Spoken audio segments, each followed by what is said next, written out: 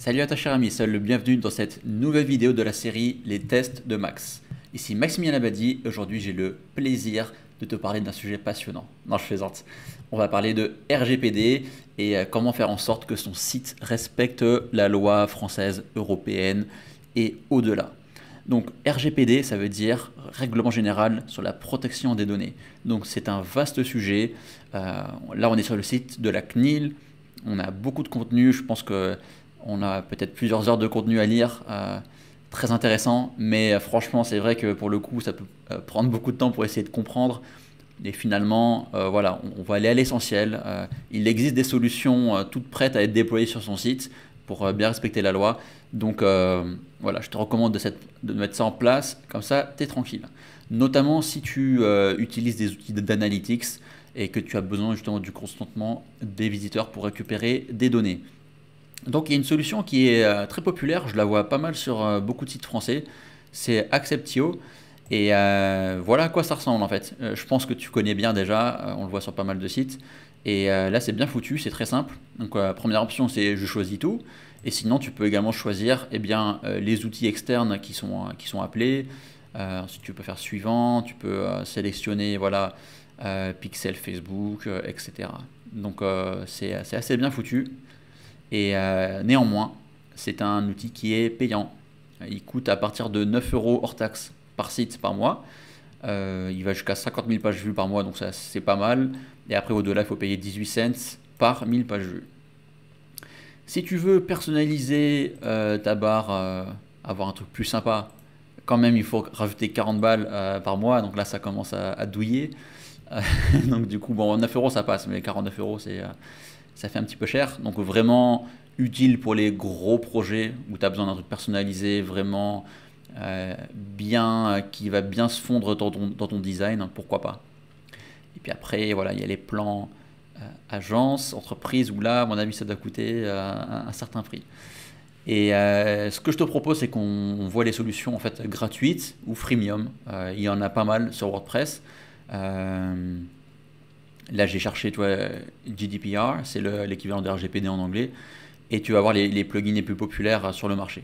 Donc, je te recommanderais deux. Les deux plus utilisés, c'est CookieS et il y a Cookie Notice and Compliance for GDPR et CCPA. En fait, CCPA, c'est la loi en Californie. Eux aussi, ils ont leur propre truc, un petit peu galère.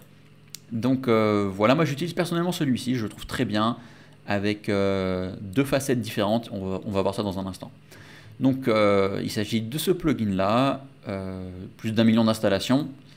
Pareil pour CookieS, ils sont très très bien notés tous les deux. On peut noter que Cookie Notice il a 3000 avis au total, donc c'est vraiment cool. Voilà, tu trouveras les détails sur cette page-là, ça respecte toutes les lois un petit peu partout, en cours et à venir. Donc apparemment ça va envoyer du lourd aussi, Brésil, Canada, Inde, etc.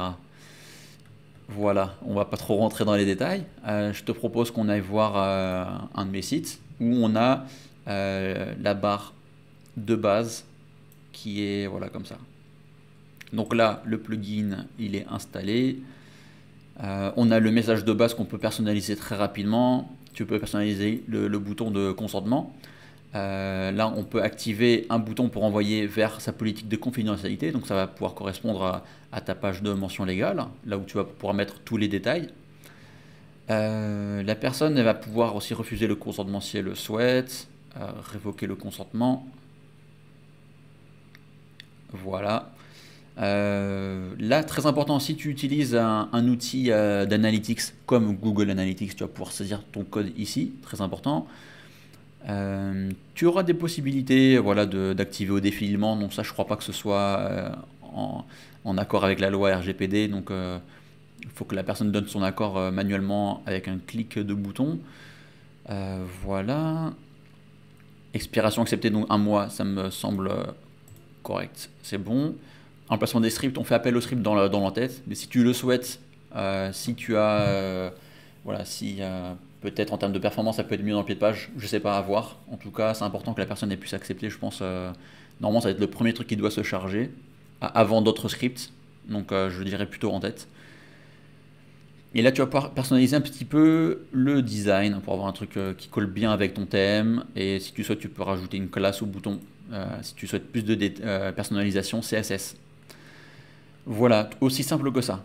Maintenant, si tu souhaites donner l'opportunité à ton visiteur d'accepter certains scripts, de pouvoir, comme on a pu le voir avec l'outil Acceptio, tu peux le faire également avec Cookie Notice. Et là, on est sur un autre de mes sites où je l'ai également mis en place et j'ai tout activé. Donc en fait, là, il faut créer un compte sur leur solution, te connecter et ensuite tu vas pouvoir faire la configuration. Et là, donc, tout est bien lié comme il faut. Et voici le rendu, à quoi ça ressemble. Donc, tu vois, il y a différents niveaux en fait que tu vas pouvoir offrir à tes visiteurs. Et en dessous, tu as la petite explication. Donc, argent, ça va être le plus haut niveau de confidentialité. Accès essentiel aux données seulement. Expérience équilibrée. Platine, plus haut niveau de personnalisation. Accès aux données pour optimiser les publicités et les médias. Donc, voilà, la personne elle va pouvoir choisir également la durée, sauvegarder ses choix, elle va pouvoir personnaliser, accéder à la politique de confidentialité. Donc là pour le coup, c'est vraiment très très bien foutu comme solution quand on souhaite donner le choix, quand on utilise plusieurs scripts différents. Et je vais te montrer un petit peu à quoi ça ressemble. L'interface donc de l'outil Cookie Compliance. Donc là, j'ai créé un compte et tu vas pouvoir activer voilà, pour le RGPD, pour le CCPA. Là, on a la configuration qui est en anglais. Tu vas pouvoir avoir deux langues en fait, ça c'est super. L'outil va reconnaître la provenance de l'utilisateur. Donc moi j'ai activé français et anglais. Là comme moi je suis français, j'ai l'affichage en français, mais si c'est un anglais, il aura cette barre qui est donc en anglais avec tous ces éléments là. Là comme j'ai un compte gratuit, je ne peux pas personnaliser les textes. C'est pas grave parce que tout a été bien pensé à la base. Mais si tu as des besoins vraiment spécifiques, tu vas devoir prendre l'option payante pour pouvoir justement personnaliser tout ça. Et voilà, language, voilà, ça se passe par ici. Et c'est là que j'ai activé donc, le français, mais ça peut être une autre langue aussi si besoin. Si tu as besoin d'activer plus de langues, il va falloir opter pour la version payante de l'outil. Qui pour le coup, je ne sais pas encore combien ça coûte, on va voir ça ensemble. Donc, alors, la licence, elle est à 15 $. Ok, c'est 15 $ par mois, et si tu payes à l'année, tu as une remise de moins 12%. Pour le coup, ce qui est bien, contrairement à Acceptio, c'est que tu as un nombre de visites illimité, et voilà, tu as langage illimité, tu as tout qui est illimité. Donc ça, c'est plutôt cool. Voilà, donc vraiment une solution très intéressante.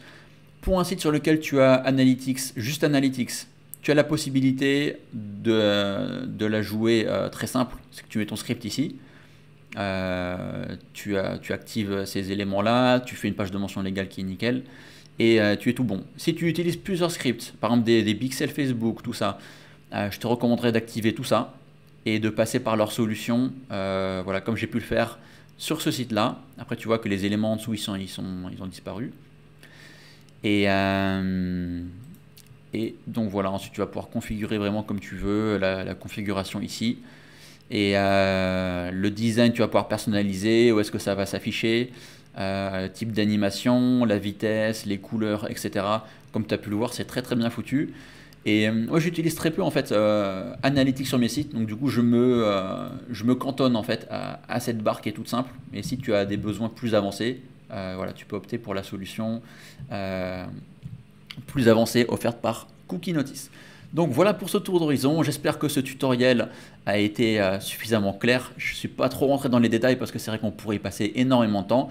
En tout cas, si tu as des questions ou si tu as des suggestions à faire, si toi tu utilises d'autres solutions pour le RGPD, n'hésite surtout pas à m'en faire part en commentaire. Quant à moi, je te dis à très bientôt pour de nouveaux contenus. Allez, ciao!